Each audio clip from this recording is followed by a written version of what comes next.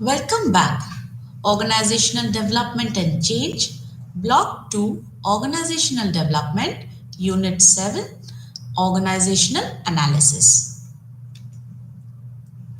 This time we'll be covering what is an organizational diagnosis, organizational analysis as first step in diagnosis, illustrative list of organizational subsystems, illustrative list of organizational processes, purpose of organizational analysis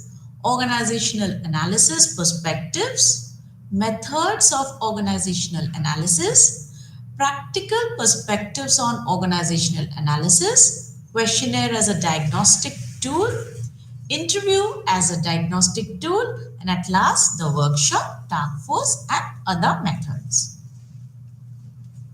So, what is organizational diagnosis?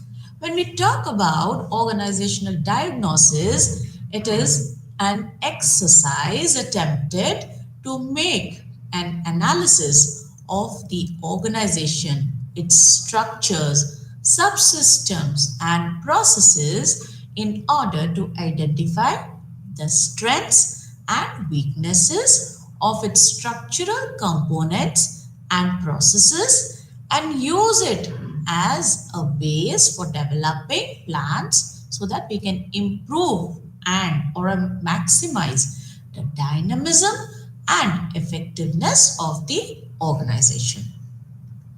So organizational diagnosis could be done as a periodic routine exercise like the case of any periodical medical checkup we have of an individual, or may be undertaken whenever there is a cognizable problem that is affecting the functioning of any organization. Organizational analysis as a first step in diagnosis. So, the analyzing the organization, maybe in the terms of its components and their functioning, is the first step in a comprehensive diagnosis. Every organization can be convinced as or conceived as consisting of various subsystem or parts. So, effective functioning of each of these parts is essential for effective functioning of the organization. In addition, the coordinated functioning of these subsystems also contributes to organizational effectiveness. For making organizational diagnosis, the strength, the weaknesses, and the potential of each of the subsystems need to be examined properly. In addition, the various processes that contribute to the effective functioning of the organization as a whole need to be examined properly. The second area of diagnosis is the organization process that are occurring. So these include what we include? It includes the decision making process, communication pattern and styles, relationship between the interfacing groups, the management of conflict, the setting of goals and planning methods. So these organizational analysis may either focus on the structural aspect, that is the subsystems, various components, etc., or the processes. The following is an illustrative list of various subsystems of an organization and the process which could form a focus of the diagnosis. Like when we have illustrative list of organizational subsystems, we will be having various levels in the organization, the geographic units, the functional backgrounds based on the subsystems, experience and education based subsystems, division based subsystems, personnel and HRD policies, research and development, stakeholders and their contribution, financial management, and at last the marketing management.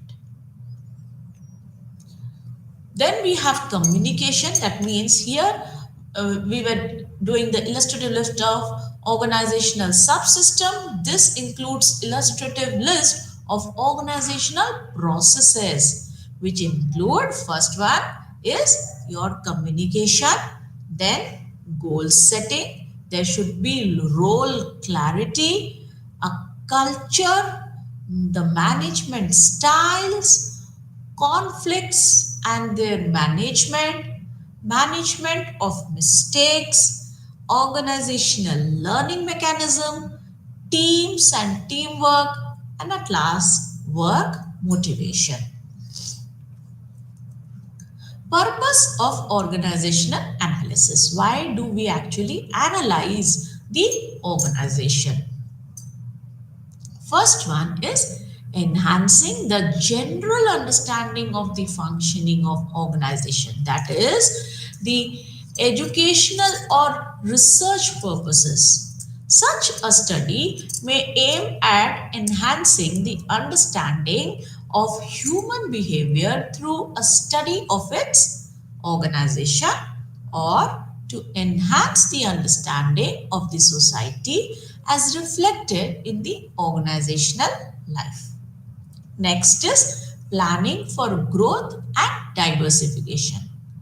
An analysis or a diagnostic study may be necessary for planning growth, diversification, expansion, etc. Next one is improving organizational effectiveness or planning general improvements. It improves the general efficiency of an organization. So, on the basis of a diagnosis made out of the analysis, action steps could be initiated in terms of toning up administration, introducing new management systems and processes, reduction of wasteful expenditure, etc. Next, fourth point is organizational problem solving. Whenever some subsystem, department, units, etc. fall sick or start creating problems like a sick unit, a bottleneck, a communication block, a poor performing department, frequently occurring conflict between two departments, etc., a diagnosis may be undertaken with a view to identify the source of the problem and then subsequently taking some corrective actions. The organizational analysis perspective could be used in analyzing the organization. So, this following perspective will be or can be used for analyzing organization. First one is economics perspective. It focuses primarily on the use of money, allocation of resources, distribution and consumption patterns, pricing decisions, etc. Therefore, it helps in streamlining the organizational efficiency by eliminating waste and gives insight while planning for growth and diversification. Second one is political science perspective.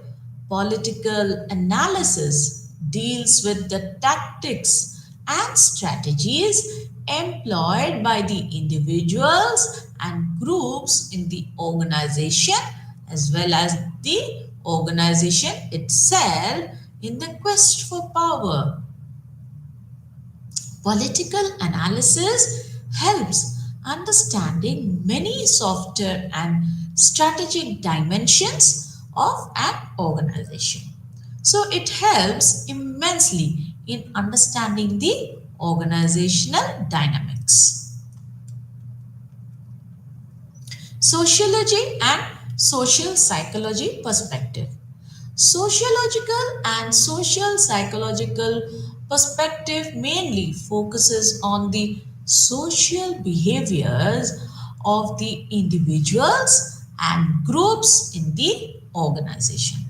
The formation of groups, habits, for norms and values of the organization, the process of socialization, conflict, strikes, protest behavior, etc.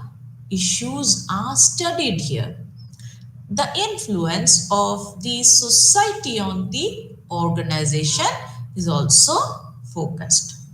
Sociological and social psychological analysis helps in understanding organization for research and study purposes, for planning growth and expansion, especially locations, decisions, recruitment, structural decisions, departmentations, and for the organizational problem solving. The management perspective mainly focuses on the management dimensions of the organizational life. Each branch of the management can be analyzed as a significant as it pay for the organization's functioning. The branches normally will include the business policy and strategy management, production and operation management, personnel management, marketing and finance and accounting, organizational structures and dynamics, and managerial economics. A professional management perspective is the most useful perspective for overall improvement in organization and for demonstrable results in terms of the output, cost reduction, profits, and the like. It helps besides for problem solving in designing organization for future growth and diversification. Then comes applied behavioral science or the OD perspectives. The OD perspective focuses on the human resource or human process dimensions of organizations functioning. So these human process dimensions mainly deal with the individual per se, the individual in relation to the role he is expected to perform, the teamwork, inter-team collaboration, organizational culture, and health. The OD perspective primarily focuses on examining the attitudes, norms, values, systems, processes, etc. And that exist in the organization. So the question asks is, are they facilitating the utilization and development of human competence available individually or collectively in the organization? Methods of organizational analysis. There are many ways of analyzing and diagnosing organizations and their phenomena. The following are the most frequent used methods, like first is the questionnaire methods, interview methods by observation, analysis of records, circulars, appraisal reports, and other organizational literature, then analysis of hard data of organizations and various units, then task force and task groups, then problem identification or problem solving workshops, then we have seminar, symposia and training programs, recording and examining critical incidents, events. Practical perspectives on organizational analysis. The philosophy of the entire organization can be developed in terms of the following steps. First one is analysis of the objectives. It provides a clear understanding of both the short term as well as the long term objectives, as well as the priorities that are accorded to various objectives. Specific goals and strategies should be stated for various divisions, departments, and sections of the organization as a means of achieving the long term priority objectives. Through continuous review of objectives and their subsequent modification, it is possible to translate general objectives into action plans. Next is resource utilization analysis. Resource utilization analysis involves evaluating the process of allocation of various human and physical resources in the organization. Various efficiency indices can be derived to determine the adequacy of specific work flows so that detailed examination of the inputs and outputs of the total system is definitely possible. The focus should be on the contribution that the human resources make towards these indices. Next one is environmental scanning. And what does this environmental scanning involve? This involves the analysis of enterprise as a subsystem operating in socio-cultural, economic, legal, political, and competitive environment. So this enables the organization to manage certain aspects of its environment and to accept other constraints which cannot easily be handled.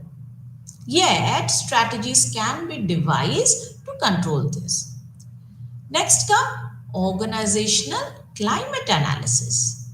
It is a reflection of its employees' attitudes towards various aspects of work, supervision, company procedures, goals and objectives, and productivity in the organization. Then comes work practices. The practices adopted for the execution of various activities in different functional areas. So these practices are like the norms which are followed by all the employees in order to maintain a uniformity in performing various kinds of tasks. Then comes technology. It is responsible for driving various organizational processes. Technology converts the raw materials into the final products and services offered by the organization. Other resources like they are the financial resources, business practices, administration practices, management expertise, information resources, R&D, that is research and development, etc. Next is systems. These systems are the overriding sets of interacting elements that acquire inputs from the environment, transform them, and discharges output to the external environment. So, in analyzing any organization, these following elements are actually required to be reviewed. First one is the vision and mission of the organization. We know that missions are all the short-term goals and visions are the long-term goals. In order to achieve the vision of the organization, first we need to achieve the mission of the organization. Usually missions are more than 2 to 3, but we have only one vision in any organization. Next one is organizational structure. For developing corporate vision and mission, improvement of all employees is a must, and a joint sharing and unanimity of understanding is a must. Third one is processes. These are just the mechanisms by which the organization's activities are generally carried out, and they will usually determine how the organization is structured, although they may be tailored to suit the structure. They will also influence the kind of people employed. Culture, it is a set of values, guiding beliefs, understanding, and the ways of thinking shared by members of an organization. It is important to analyze the culture of an organization at regular intervals to get a feel of the organization's health and to take corrective measures of things which are sometimes going wrong. Next one is work ethos, the underlying spirit or character of an organization, and is made up of its beliefs, customs, and practices. At the base of ethos are the core values. The relevant core values which contribute directly towards building a healthy organizations are first like openness, confrontation, trust, authenticity, proaction, autonomy, collaboration, and experimenting. Next are the work practices. Next is the people. Next is technology. Then other resources, systems, and last the people. We know that the central resource of any organization is its people, the people who are working for the organization. So raw material remains just that without their interventions, they in turn determine the organization structures and processes. Culture and climate. The organization's culture as well as climate will also have an impact on its efficiency and effectiveness. Therefore, analyzing them is also equally important part of gaining a full understanding of the organization. So the organization culture is made up of deeply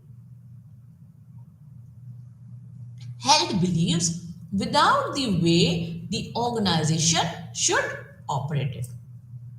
It is organization's value system and will influence the way in which work is carried out and how employees behave. People who may be very able and efficient in their own right, but who nevertheless do not fit into the culture, for example, because of the way they dress, will unlikely to achieve long-term success in the organization.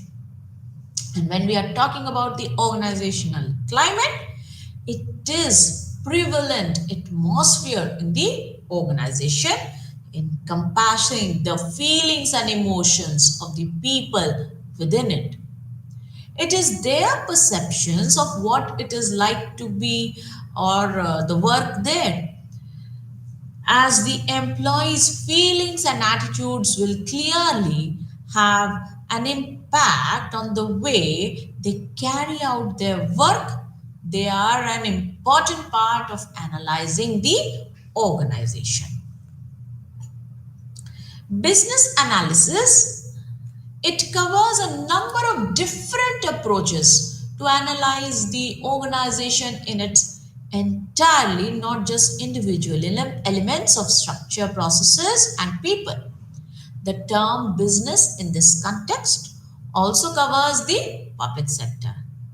SWOT analysis, we know that SWOT, that is, it stands for S stands for strength, W stands for weaknesses, O stands for opportunities, and T stands for threat. Strengths may be described as those positive aspects of the organization, like its unique practice, the culture, management practices, etc., which may lead to further opportunities and which can therefore be built on. What are the company's competitive advantages and the unique profile? These are to be addressed. Then again, when we are talking about weaknesses, they are any kind of deficiencies in the company's skills and resources, work practices, technology, levels, performance management system, and the style of work. Opportunities are provided by external environment in terms of new possibilities which may provide some kinds of advantages. They are likely to arise from change in technology, market, products, legislation, and so on. Threats are no doubt the dangers or the problems that might undermine the position of the organization due to some competition from other organizations operating in the external environment. For example, the introduction of new product by a competitor changes to safety standards, changing fashions or problems with suppliers or customers. Organizational analysis factors. Overall organizational objectives and business adopted, including the monitoring and review process. Next, the performance management system, performance measures and standards used by the organization to ensure desirable level of efficiency and the performance. Balance scorecard is also one of the such mechanism. The budgetary and financial control procedures in use, organization design and structure, staffing levels, activity levels, overhead costs, and review of procedures as well as the activities. Financial analysis, this we know that is one of the most important aspect of the undertaking, organization, analysis of any organization, because analyzing will lead to say about the analysis of its financial stability. So most of the modern enterprises are dependent on the long-term financial strength. Such analysis is usually carried out by working out various financial ratios and the return on investments. Statistical analysis, there are many statistical analysis that can be undertaken to diagnose the organizational health. Many are those which relate to productivity. However, there are also a number of less obvious measures that can be used to determine the how well the organization is actually performing. Here we under this we have the which may include under this like the rate of employee turnover, grievances and disputes, employee attitudes. Then organizational development exercises and interventions.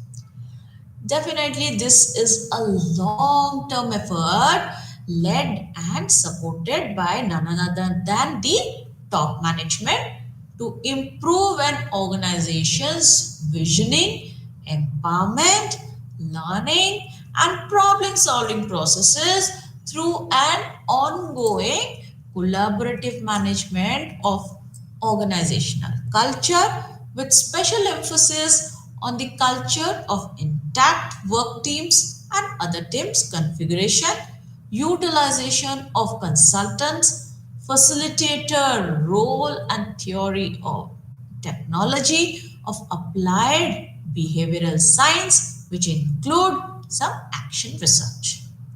Some of the main techniques of interventions coming under this OD umbrella are like first one is your role analysis, total quality management, quality circles, assessment or development centers, re-engineering, large scale system change, management by objectives, team building, T group or sensitivity, or it is called the encounter groups and sensitivity training, work redesign and job enrichment, survey research and feedback, third party interventions, quality of work life projects, grid training, and at last the action research.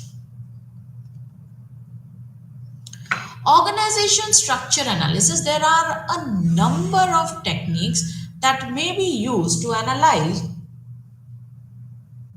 the structure of organization.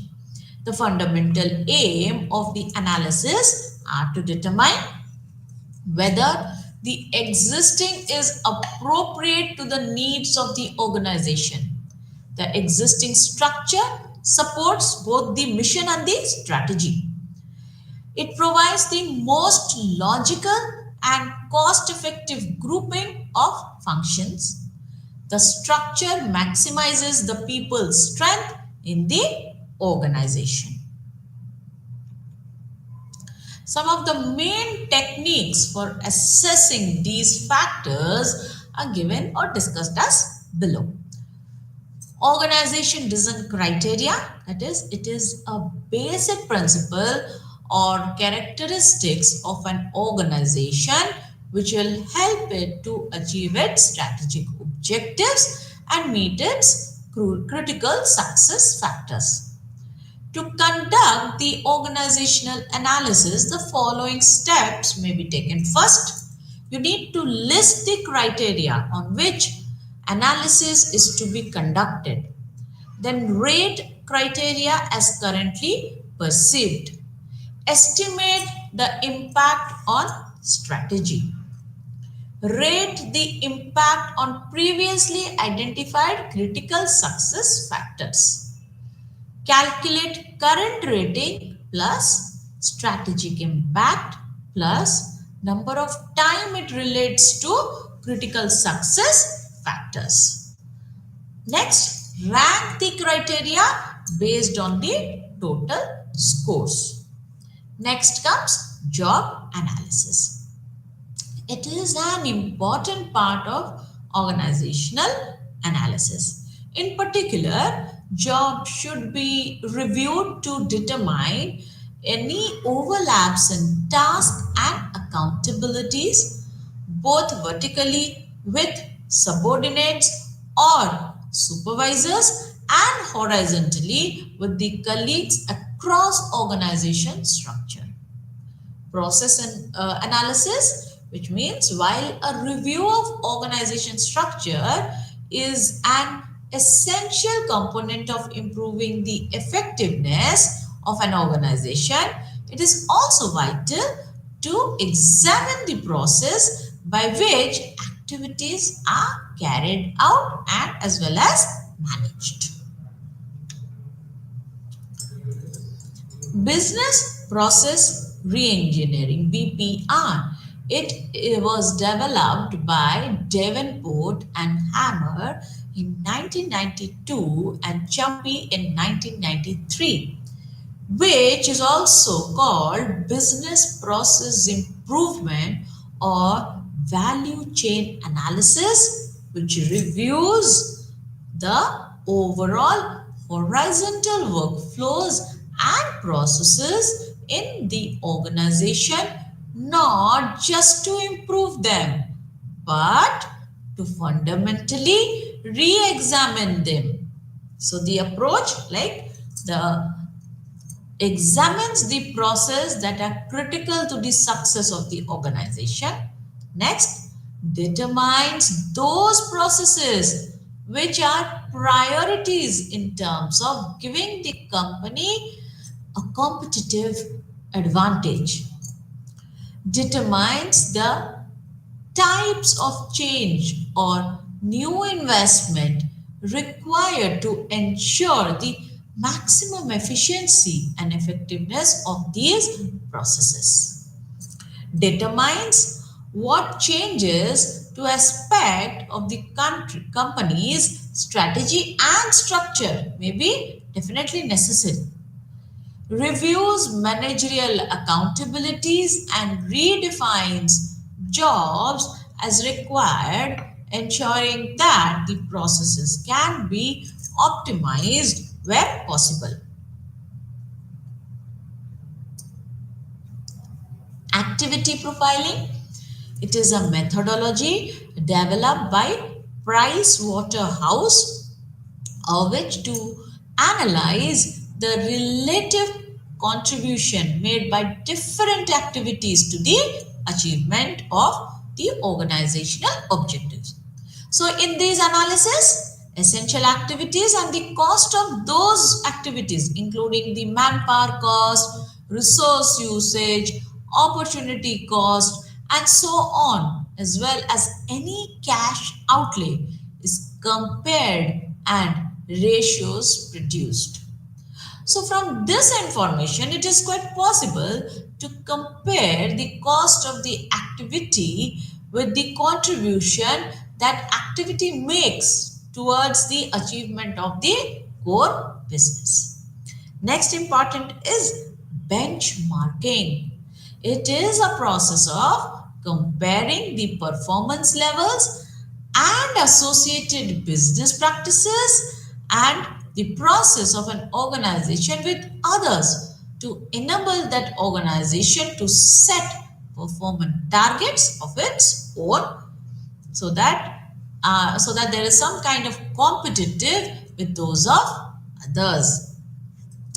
This can also include adopting where possible working methods that will help in achievement of these targets. The benchmarking process is also used to compare the performance and processes internally. Zero-based budgeting. It works on a bottom-up basis with individuals' budget holders having to justify their projections and with each being ranked according to the priority. The budget projections are then reviewed at different levels in the organization. Finally, top level decisions may be made without priorities and service provisions. Next one is work measures or work measurement. This kind of technique of work measurement are well established, particularly in the case of work study methodology for manual and craft jobs. In such jobs and also for routine clerical tasks, it is possible to measure relatively accurately and the time to take accurately the time take to the produce accurately the time which I usually take to produce certain levels of output in the organization.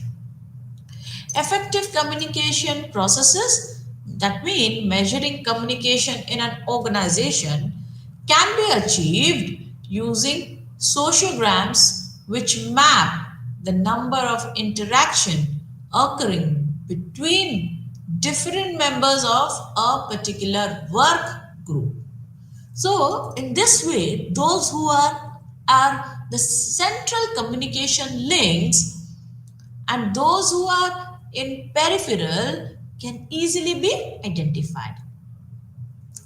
And this has some implications for the organization structure and the roles which is carried out by certain posts. People analysis, which reviews of organizations frequently concentrate on structure and processes. It is vital to review the organization's human resources as they will make the structure and processes work. Efficient and well-motivated employees will definitely overcome the deficiencies of the post structure and processes, which while the best structure and processes will not work without employees' full cooperation. Psychometric test and assessment centers, two broad approaches which are increasingly being used are the psychometric test and assessment center. Psychometric tests are structured questionnaires presented in written form or computer generated. They are aimed usually at assessing measures of ability such as numerical reasoning, capacities such as building and developing relationship, leadership, team building, etc. Assessment centers are particularly, when we talk about assessment centers, they are very powerful in determining fit to future roles that may not have been experienced before. So the exercises undertaken are the simulations of such roles but do not require specific knowledge of them.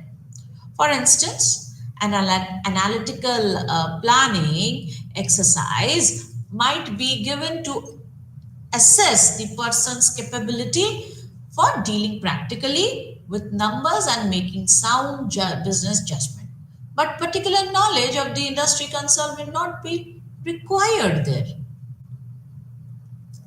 Right sizing, it is designed to help the organization change the level of the resources allocated to a particular activity, that is either upward or downward or economic and other constraints. Attitude service, the use of employee attitude service can be a considerable value, particularly to determine how the informal structure of the organization works to ascertain the climate and culture of the organization and to turn the views the prevalent management style, that means which is the part of the organizational culture. The 7S framework, one of the most recent tools for analyzing culture and climate, was developed by Peter and Waterman and the McKinsey Company in the 1980s and is known as McKinsey's 7S framework. This comprises mainly of 7S, which can be used as a basis for analyzing that organization, particularly its climate, culture, and organizational health. The elements in question are, first one is strategy, skills, that is the corporate strength of the business, share values, that means the scale, the guiding beliefs of the people in the organization, that is their values and culture, staff, the people of the organization, systems, the technical system and procedures relating to accounting, personnel, and carrying out the organization's job. Next one is the style. The way things are done within the organization, particularly in respect of management, is just a management style. Structure, which means the organization chart and associate project teams, committees, and ad hoc working practice parties. Dimensions diagnosed through questionnaire. First one is general organizational health. It is indicated by comprehensive index obtained through the measurement of perception of employees of the organization.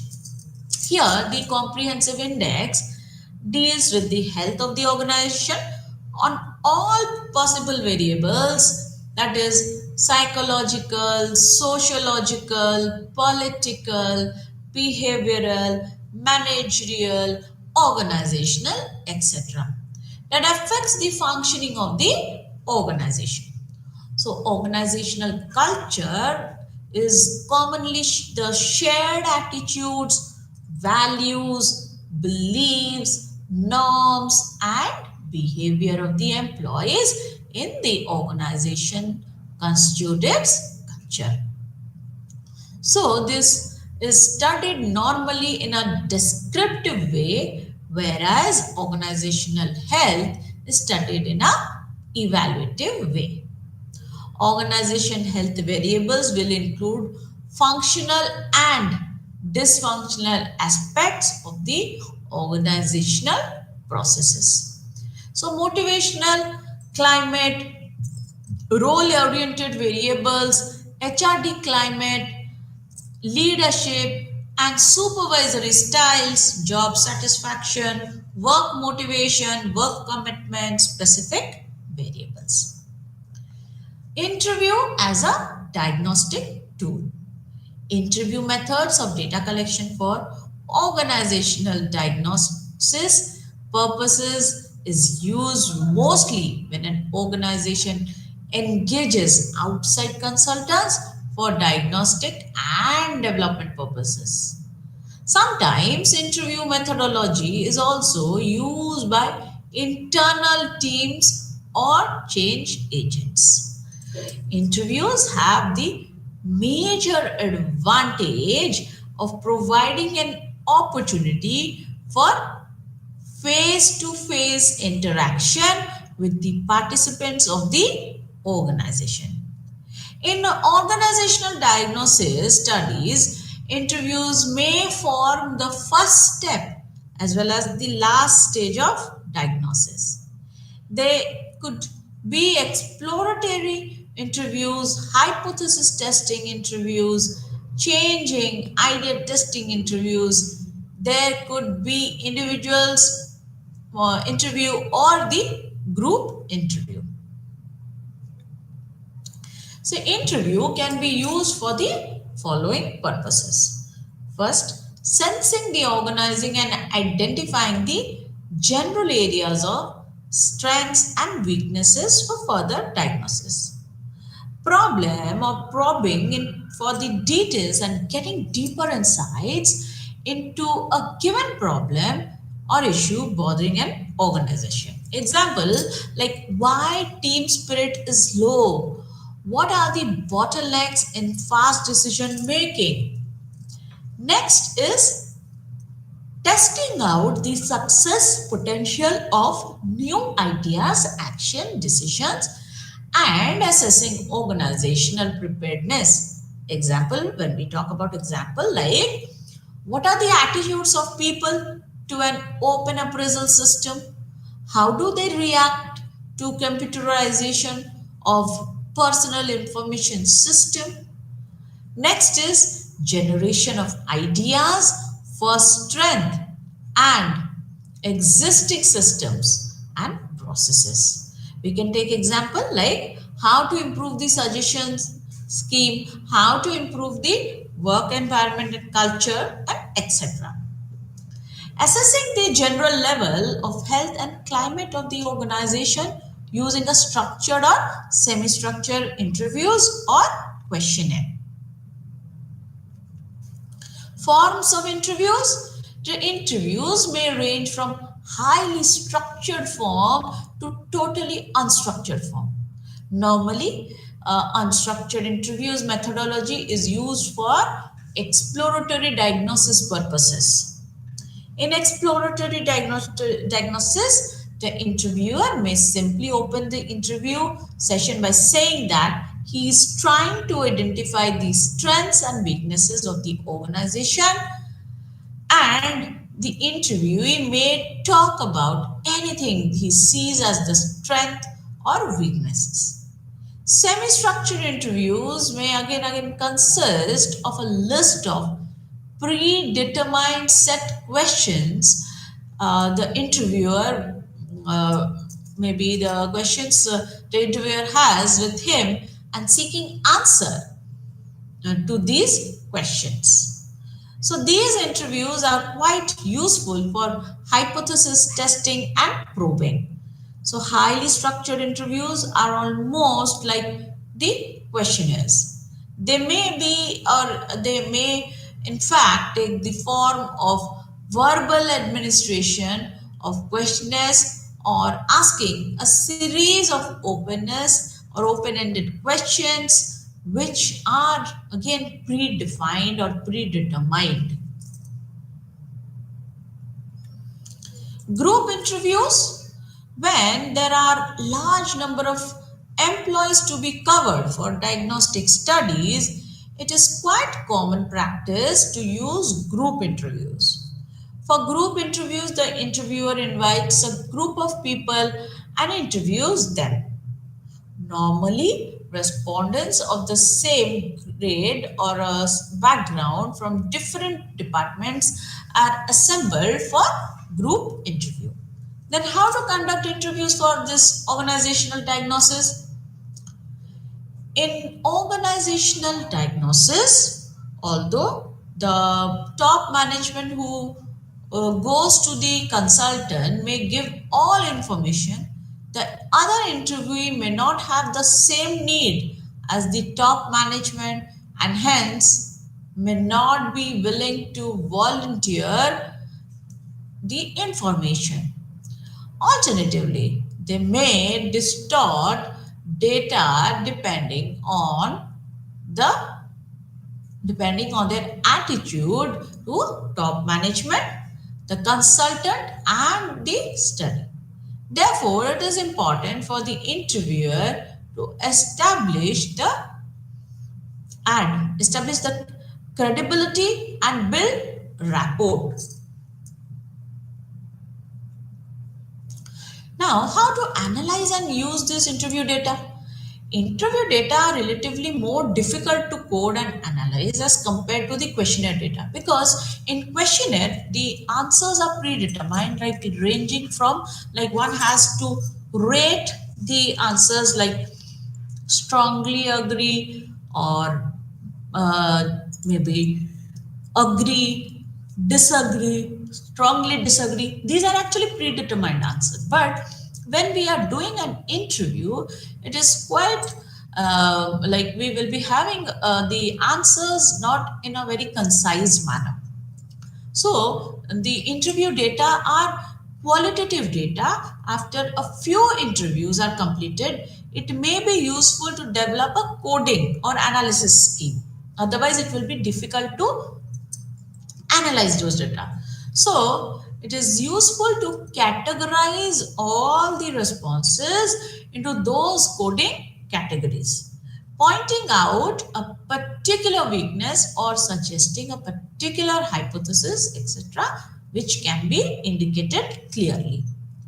Now, variables studied, diagnosed, that means interviews can be used to study any variables, dimensions for the diagnosis.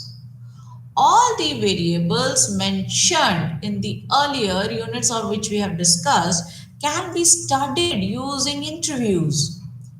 More softer dimensions, more useful are the interview. If you have more softer dimension, then definitely the interviews will be more useful. So the organizational norm, values, management styles, communication, decision making, job involvement, teamwork, etc. are the variables that are normally studied using interview methodology. Work task force and other methods. In the workshop methodology, the participants, the employee of an organization, are assembled in groups, usually ranging from 20 to 30 for purposes of diagnosis. So they are divided further into smaller group, usually in the size of 6 to 8, and are requested to discuss a particular issue and diagnose the situation. So, in this workshop methodology, the organization, what they do, they first assemble all the employees in one place, that means ranging between 20 to 30 for the purpose of diagnosis. But again, they are divided to smaller groups, that is in the size ranging from 6 to 8, and then they are requested to discuss a particular issue and diagnose the situation.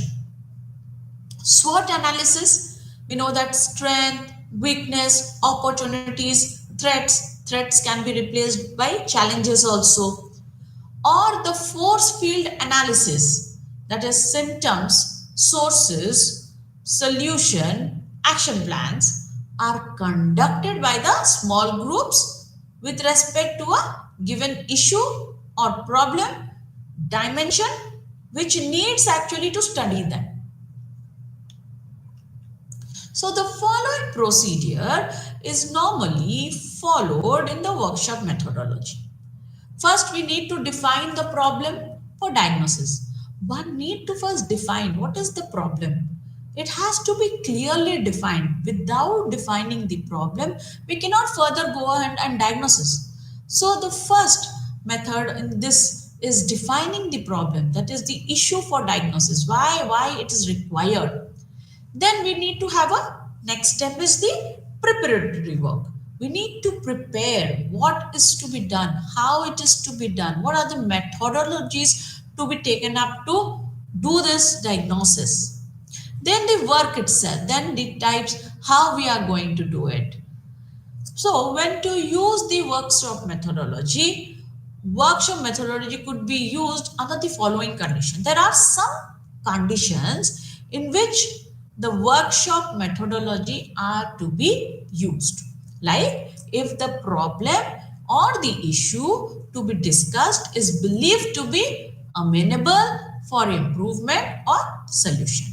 Second, the decision makers or the top management of the organizations are committed to bring about the change or any kind of improvement in the situation and are definitely willing to invest some resources for it. Resources can be human resources, your money, your time.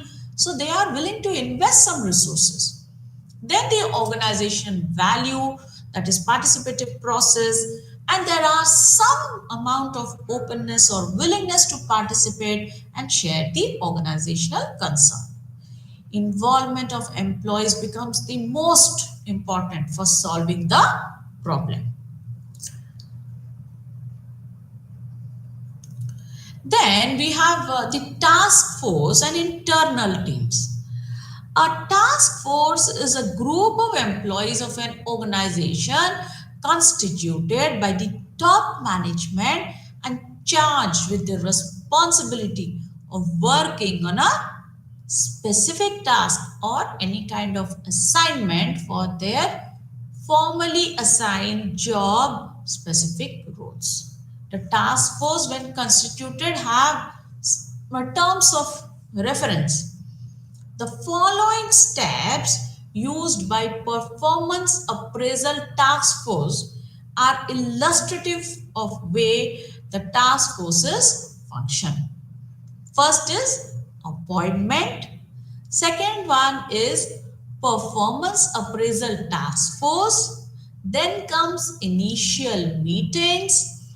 Then comes evolving of format and objectives, testing out the format, preparing a manual, preliminary tryout, and reporting OD group.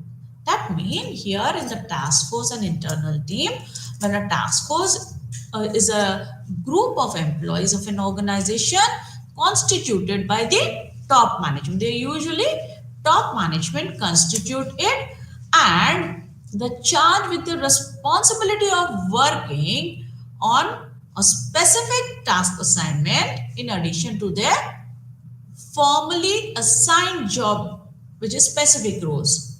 So it will also we constituted and will have some terms for reference.